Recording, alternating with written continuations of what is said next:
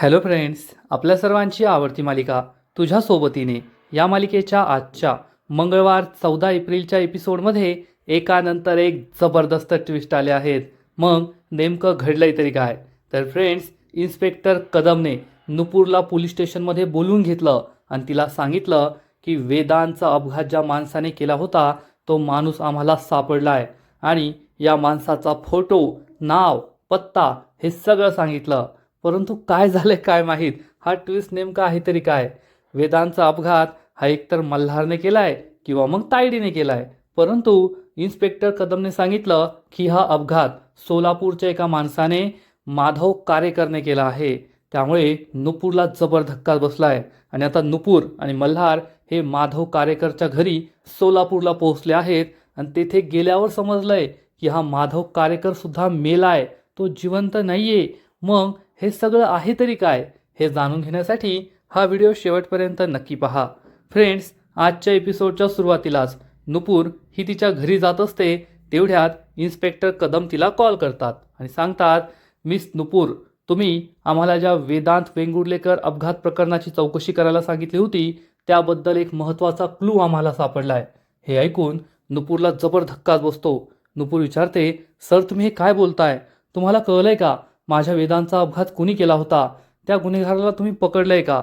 तर इन्स्पेक्टर कदम सांगतो, मिस नुपूर, सगळ्या गोष्टी या फोनवर नाही सांगता येत. आम्ही तुम्हाला सगळं फोनवर नाही सांगू शकत. तुम्ही पोलीस स्टेशनमध्ये या, आपण बोलूया आणि मगच मी तुम्हाला सगळं काही सांगतो. नुपूर म्हणते ठीक आहे. नुपूर फोन कट करते आणि अचानक जागेवरच टर्न घेऊन जाऊ लागते. तेवढ्यात एक गाडी जोरात ब्रेक दाबते. नुपूर जोरात किंचाळते तर ही गाडी मल्हारचीच असते. मल्हार खूप घाबरतो, गाडीतून खाली उतरतो आणि विचारतो, नुपूर बरी आहेस ना तू? काही झालं नाहीये ना? नुपूर सांगते, नाही सर, मी बरी आहे. मल्हार विचारतो, पण तो अशी घाईघाईने कोठे चालली होती? नुपूर सांगते, सर, आत्ता मला इन्स्पेक्टर कदमचा कॉल आला होता. त्यांनी मला सांगितलंय की वेदांचा गुन्हेगार सापडलाय. हे ऐकून मल्हारला जबर धक्का बसतो. मल्हार विचारतो, काय? वेदांचा गुन्हेगार सापडलाय? नुपूर म्हणते, हो सर, मला आत्ताच्या आत्ता जायचं आहे पोलीस स्टेशनमध्ये. मल्हार म्हणतो, ठीक आहे नुपूर, बस गाडीत, मी तुला सोडतो. पण नुपूर यासाठी तयार नसते. तिच्या चेहऱ्याहून हे दिसतं. मल्हार म्हणतो, नुपूर, मैत्रीत फेवर घ्यायची नाही हे बरोबर आहे, पण मी का मैत्रिणीला मी मदत नाही करू शकलो, मग आपली मैत्री काय कामाची? चल बस गाडीत. नुपूर क्षणभर विचार करते आणि गाडीत जाऊन बसते आणि थोड्याच वेळात मल्हार आणि नुपूर हे दोघेही पोलीस स्टेशनला जायला निघतात. पण तेथे चक्क तायडीचा माणूस असतो आणि या माणसाने हे सगळं बोलणं ऐकलेलं असतं. तायडीचा माणूस लगेच तायडीला फोन करून सांगतो. तायडी विचारते, बोल, काय बातमी आहे? तर हा माणूस सांगतो, मॅम, एक खूप महत्त्वाची बातमी आहे. आता नुपूर आणि मल्हार सर हे दोघे पोलीस स्टेशनला गेले आहेत. तायडीला जबर धक्काच बसतो. तायडी विचारते, त्यांच्यात काय बोलणं सुरू होतं? कॅश चोरी प्रकरणात ते पोलीस स्टेशनला गेलेत का? तर हा माणूस सांगतो, नाही मॅडम, दुसऱ्याच कोणत्या तरी मोठ्या केसमध्ये काहीतरी महत्त्वाचा पुरावा हात लागलाय म्हणून ते गेले आहेत. तायडी म्हणते, ठीक आहे, त्यांच्यावर बारीक लक्ष ठेव, अजून काही कळलं तर मला सांग. तायडी फोन कट करते आणि चिडून म्हणते, नुपूर नुपूर, काय करू तुझं मी? या सगळ्या प्रकरणात तू मल्हारला का इन्व्हॉल्व करतीये हेच कळत नाहीये. तायडी खूप चिडते आणि आता पोलीस स्टेशनमध्ये जाऊनच हा सगळा थांगपत्ता लावा लागेल असा विचार ती करते. इकडे आशा ही आधीच पोलीस स्टेशनच्या बाहेर उभी असते. तेवढ्यात मल्हार आणि नुपूर तेथे पोहोचतात. नुपूर आशाला मिठी मारते आणि म्हणते, आई, इतक्या महिन्यांपासून आपण ज्या क्षणाची वाट पाहत होतो तो दिवस आलाय. आज आपण वेदांच्या गुन्हेगाराबद्दल सगळं माहीत करून घेणार आहोत. आशालाही मोठा धक्काच बसतो. आशा आणि मल्हार एकमेकांकडे पाहतात. मल्हार म्हणतो, चला आपण आतमध्ये जाऊया. नुपूर म्हणते, चल आई, आज त्या गुन्हेगाराबद्दल आपल्याला सगळी माहिती कळणार आहे. आणि मग हे तिघेही आतमध्ये निघून जातात. पण त्याच वेळेस तायडीसुद्धा पोलीस स्टेशनमध्ये पोहोचलेली असते आणि याच पोलीस स्टेशनमध्ये काम करणारा एक हवालदार तायडीचाच माणूस असतो. तो तायडीला सांगतो, इन्स्पेक्टर कदमकडे ते तिघे आले आहेत. तायडी त्याला आपला पुढचा प्लॅन सांगते आणि इकडे मल्हार, नुपूर, आशा हे तिघेही इन्स्पेक्टर कदम समोर बसलेले असतात. नुपूर विचारते, सर सांगा, कोण आहे तो गुन्हेगार ज्याने माझ्या वेदांचा खून केलाय? मल्हार आणि आशा खूप घाबरतात आणि मग मल्हार हा नुपूरला शांत करतो. नुपूरला म्हणतो, नुपूर शांत हो, मला एक वचन दे.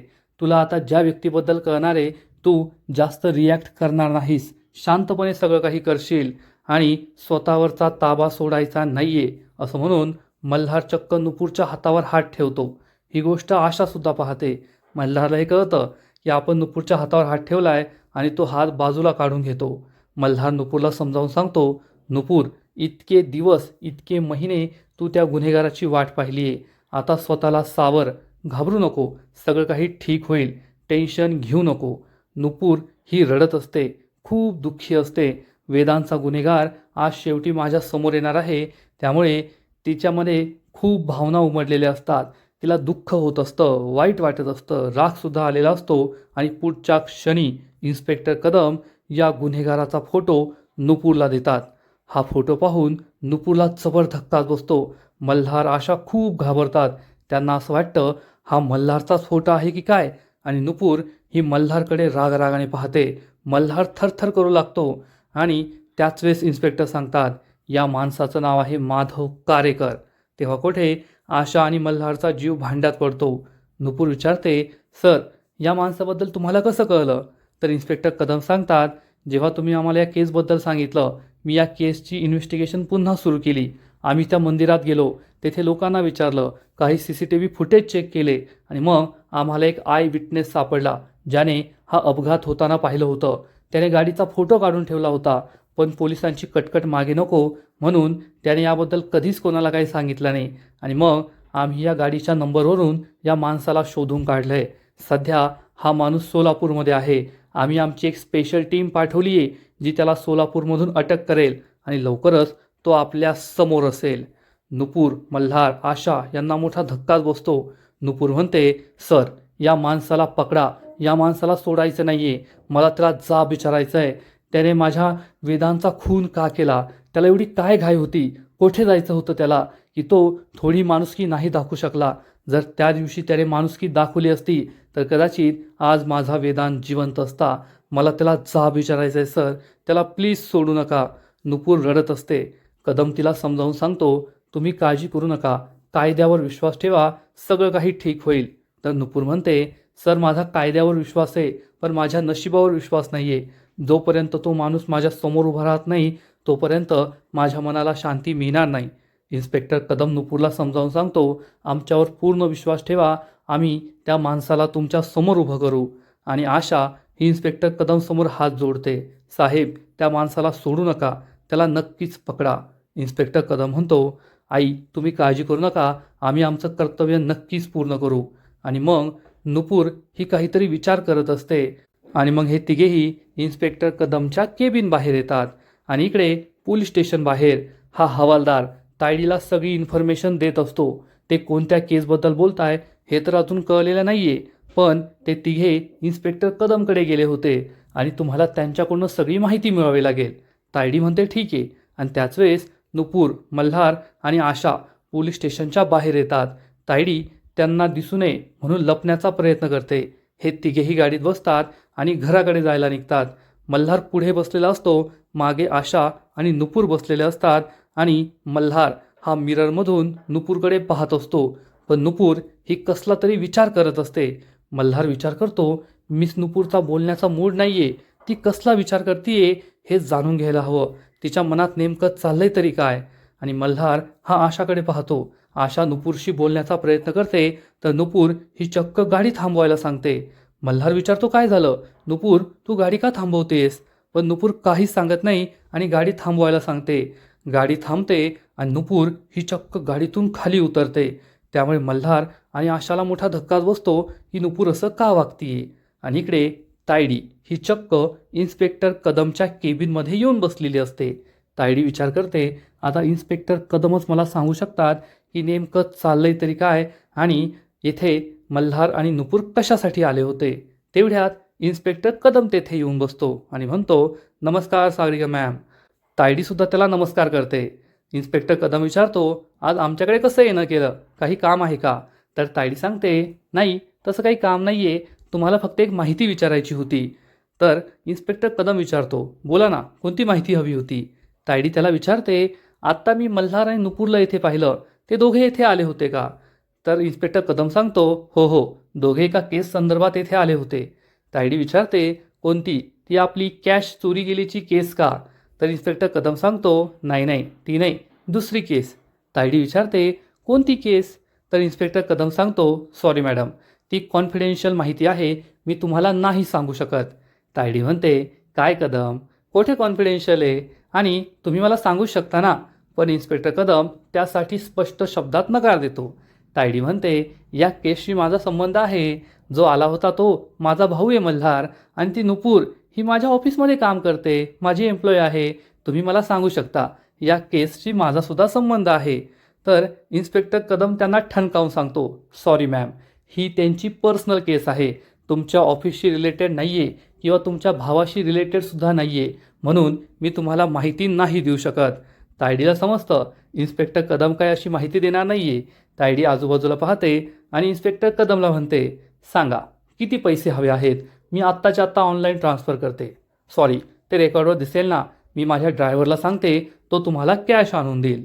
तर इन्स्पेक्टर कदम म्हणतो, सागरिका मॅम, तुम्ही एका इमानदार पोलीस ऑफिसरला चक्क लाच देताय आणि याचे परिणाम वाईट होतील. तायडी चिडून म्हणते, इन्स्पेक्टर कदम, तुम्ही सुद्धा सागरिका खानविलकरला नाही म्हणताय, याचे परिणामसुद्धा खूप वाईट होऊ शकतात.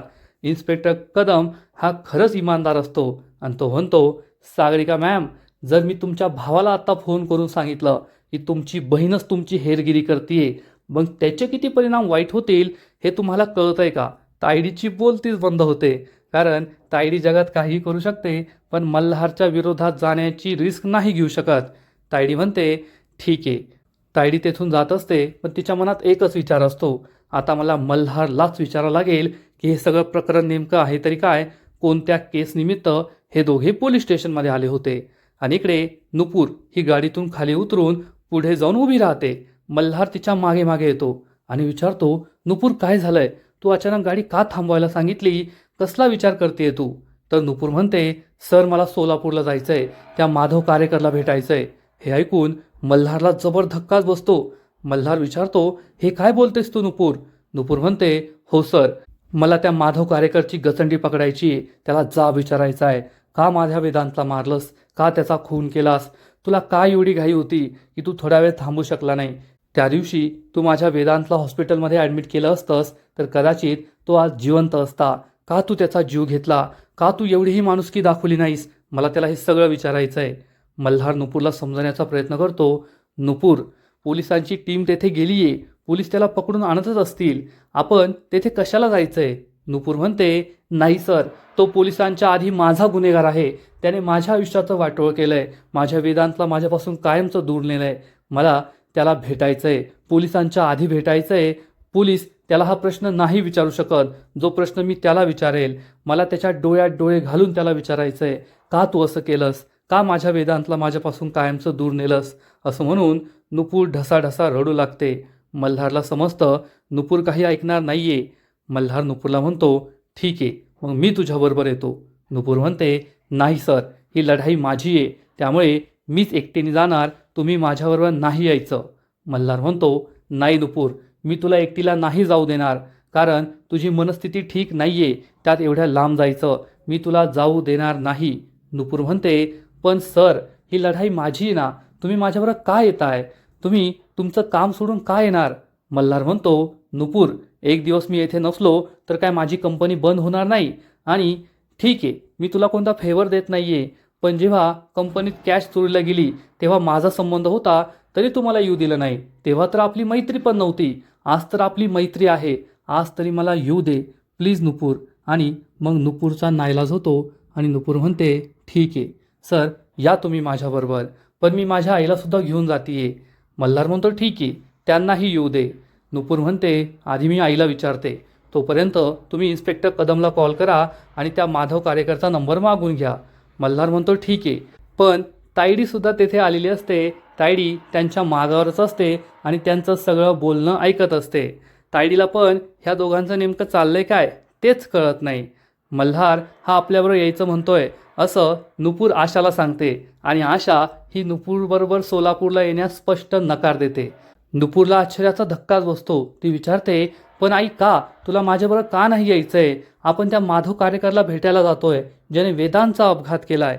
तर आशा सांगते, नुपूर मला तुझ्याबरोबर नाही यायचंय, त्या माणसाला नाही भेटायचंय, कारण माझा स्वतःवर विश्वास नाहीये. मी त्या माणसाचं काय करेल ना हे मला माहीत नाहीये. कदाचित मी त्याचा जीव घेईल आणि मला असं कायद्याच्या विरुद्ध जाऊन काहीच करायचं नाहीये, म्हणून मी तुझ्याबरोबर येत नाहीये. तर नुपूर म्हणते, आई पण मल्हार सर माझ्याबरोबर येत आहे आणि एवढं सगळं झाल्यानंतर सुद्धा तू मला एकटीला त्यांच्याबरोबर जाऊ देतीये. तर आशा ही तिला ठणकावून सांगते, नुपूर मल्हार तुझ्याबरोबर आहे ना, म्हणून मला कसलीच भीती नाहीये. तू मल्हारबरोबर जा. माझा मल्हारवर पूर्ण विश्वास आहे आणि माझा तुझ्यावर सुद्धा पूर्ण विश्वास आहे. मागील 1.5 वर्षापासून तू हे सगळं दुःख भोगतीये. तुझ्यामुळेच आज आपण वेदांच्या गुन्हेगारापर्यंत पोहोचलोय. नाहीतर मी एकटीने काय केलं असतं? मी त्याच्या गुन्हेगाराला कधीच शोधू शकले नसते, कधीच त्याला न्याय मिळवून देऊ शकले नसते. आज तू त्या गुन्हेगाराला शोधून काढलंस, त्याला शिक्षा होईल आणि वेदांच्या आत्म्याला शांती मिळेल. तुझाच तो हक्क आहे. तू जा मल्हारबरोबर, मी नाही येणार. नुपूरचा नाईलाज होतो. नुपूर म्हणते, ठीक आहे आई, आणि आजचा एपिसोड येथेच संपतो. फ्रेंड्स, तुझ्या सोबतीने या मालिकेचा आजचा एपिसोड खरंच खूप भारी होता, परंतु अनेक गोष्टी कळतच नाहीये की नेमकं हे चाललंय तरी काय. इन्स्पेक्टर कदम हा तर इमानदार आहे, मग मल्हार आणि आशाने त्याला काही पैसे देऊन हा माधव कारेकर नावाचा माणूस उभा केलाय, ही सुद्धा शक्यता वाटत नाही. कारण तायडीसारख्या बाईने त्याला पैसे देऊ केले तरी इन्स्पेक्टर कदमने पैसे घेतले नाही. मग तो मल्हार आणि आशाच्या प्लॅनमध्ये सहभागी असेल असं सुद्धा वाटत नाही. मग वेदांचा अपघात मल्हारने केलाय की दुसऱ्या एखाद्या व्यक्तीचा अपघात त्याने केलाय हे सुद्धा कळत नाहीये. हे प्रकरण खूपच कॉम्प्लिकेटेड झालंय, एवढं मात्र नक्की. तुझ्या सोबतीने या मालिकेचा आजचा एपिसोड तर खरंच खूप भारी होता, पण या मालिकेचा पुढील एपिसोड आणखीन भारी असणार आहे. आणखीन मोठा ट्विस्ट या मालिकेत येणार आहे. मग नेमकं घडणार तरी काय आहे? तर फ्रेंड्स, तुझ्या सोबतीने या मालिकेच्या पुढील एपिसोडमध्ये आपण पाहू, मल्हार आणि नुपूर हे दोघे जात असतील तर आशा त्यांना सांगेल, तुम्ही जा, मी रिक्षाने घरी जाईल, आणि ती मल्हारला एक कान मंत्र देणार. आता ती मल्हारला काय सांगतेय हे तर आपल्या पुढील एपिसोडमध्येच कळेल. पण या दोघांनीच मिळून काहीतरी प्लॅन बनवलाय, काहीतरी शाळा केली आहे, एवढं मात्र नक्की. आणि मग मल्हार आणि नुपूर हे दोघे गाडीत बसून सोलापूरच्या दिशेने जात असतील. तेवढ्यात नुपूरला थंडी वाजत असेल, म्हणून मल्हार मागच्या सीटवर ठेवलेला कोट पाहिल आणि मागे वळून पाहिल्यावर त्याला कळेल की चक्क तायडी आपला पाठलाग करतीये. तायडी आपला पाठलाग का करतीये हाच प्रश्न मल्हारला पडणार. आणि तायडीला तर अजून वेदांत आणि नुपूरबद्दल काहीच माहीत नाहीये. तायडीला ते समजू नये अशी मल्हारची इच्छा असेल. मग तो आता तायडीला कसा चकवा देणार हे पाहणं खूप इंटरेस्टिंग असणार आहे. आणि मग नुपूर ही गाडी झोपलेली असेल मल्हारच्या खांद्यावर डोकं ठेवून, आणि त्याच वेळेस गाडी ही माधव कारेकरच्या घरी सोलापूरला पोहोचणार. मल्हार हा नुपूरला झोपेतून उठवेल आणि म्हणेल, नुपूर आपण पोहोचलोय माधव कारेकरच्या घरी. नुपूर गाडीतून खाली उतरणार, दरवाजा वाजवणार तर एक आजीबाई दरवाजा उघडतील. एक बाईसुद्धा त्यांच्या मागे मागे येईल. नुपूर खूप चिडलेली असेल. तिला असं वाटणार नक्कीच ही माधव कारेकरची आई आहे आणि त्याची बायको आहे.